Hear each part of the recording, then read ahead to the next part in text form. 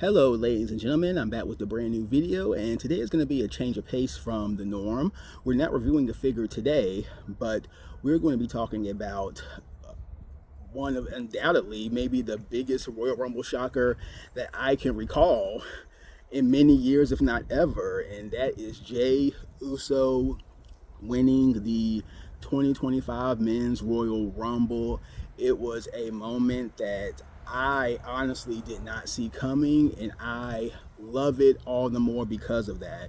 A lot of people, and I think mostly people, online, and even some friends of mine have been complaining about it, that, they felt that it should have been Punk or Cena. Cena, being that this is his farewell tour and him winning another Royal Rumble. And then, of course, CM Punk, which the biggest storyline, up really into the Rumble, going into the Rumble, was CM Punk. Just his quest to win his first Royal Rumble, being that he was injured. Well, he was one of the last two in last year's Rumble match, eliminated by Cody. He got injured in that match as well, which curtailed his WrestleMania plans. And of course, his overarching story of, headlining WrestleMania is something he has never done before.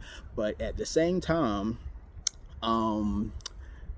there are two, well, actually, the biggest thing, well, those two theories can kind of, those two, what's the word? Those two storylines are still not over. Punk can certainly headline one of the nights of WrestleMania, as well as Cena, who has several more chances to become a maybe record-breaking 17th time world champion. We have Elimination Chamber, which is already going to be in that match, and then if he fails at that one, we have Money in the Bank. So again, Cena's story is far from done. Punk's story is far from done, because I don't think Punk is going to be retiring anytime soon. So he'll have, I think, plenty more opportunities to headline WrestleMania. He will definitely, I believe, be a world champion before the end of the year. And it's just, and going into the Royal Rumble, one thing that received a lot of praise in certain segments of the wrestling community, online community, was that this year's Rumble had so many interconnecting stories, and that there were multiple candidates who could have won, and it would have made complete sense for them to win. Usually going to the Rumble, you have one guy who really stands out above the pack, and that would have been CM Punk this year, being honest. But then at the same time, you had so many strong contenders in this Rumble: Drew McIntyre, Roman Reigns, Seth Rollins, Sami Zayn, of course Jey Uso himself, which was more of a dark, him and Sami Zayn would have been more dark horse picks. But there were so many guys who you could have made a strong argument for winning the Royal Rumble, and I'm glad they took the really bold route and went with Jey Uso. And it's disappointing, some of the fan reaction I've seen, because as wrestling fans, we always, not say always, but for a large part, complain about how management never listens to us. They always book the favorites. They always book the corporate guys, the hand-picked, the chosen ones, so to say, that they don't listen to us. But then you have Jey Uso, a man who has been literally one of the most over talents in the company since his babyface turn in the summer of 2023, since summer of 2023, all throughout last year, and now he is one of the most over guys in the company. You cannot be blind to that, regardless of whether you have bloodline fatigue or do not like Jey personally. You cannot deny the fact that this man is over like few people in the company.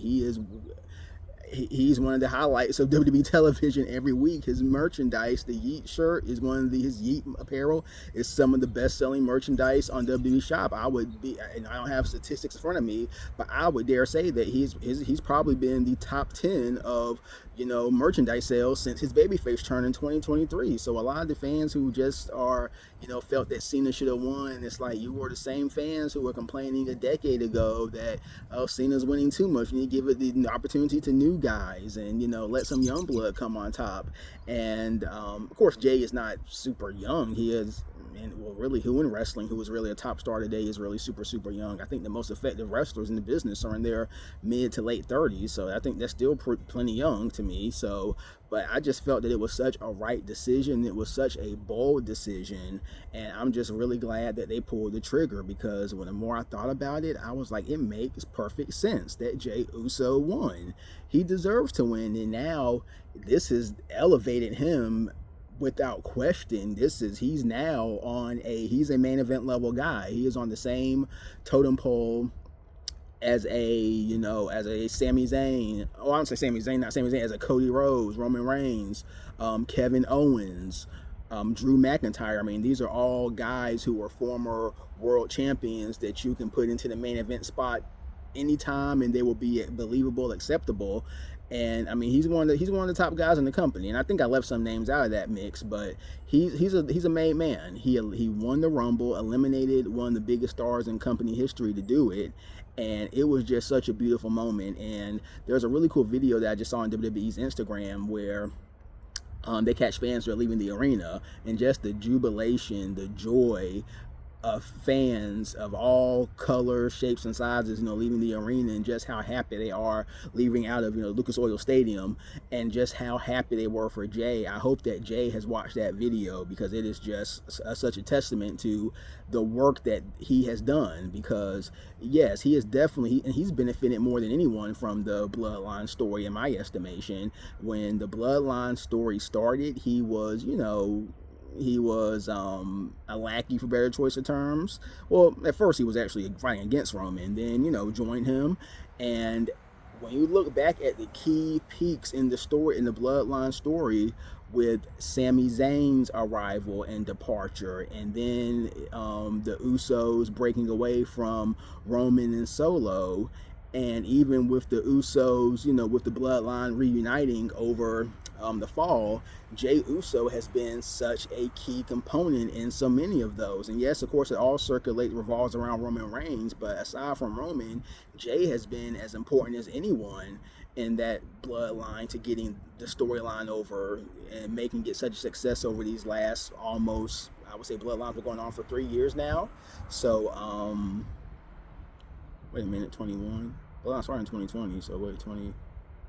21, 22, 3, 4. Yeah, over these last 4 years. What am I talking about? So yes, very happy. And there's also another thing too, because and especially social media. Social media is the worst. You see the worst of just fandom in so many different cultures, but I think especially wrestling. But there was a video, Rikishi, Jay's dad, Rikishi, posted a video of a watch party that he and other wrestlers, Mark Henry, Chavo Guerrero, other older wrestlers they had at the Rumble. And I was reading some of the comments, and someone had commented worst Royal Rumble winner in history, and I just couldn't let that slide. I responded very professionally, I just responded, "You must have forgotten about Shinsuke Nakamura."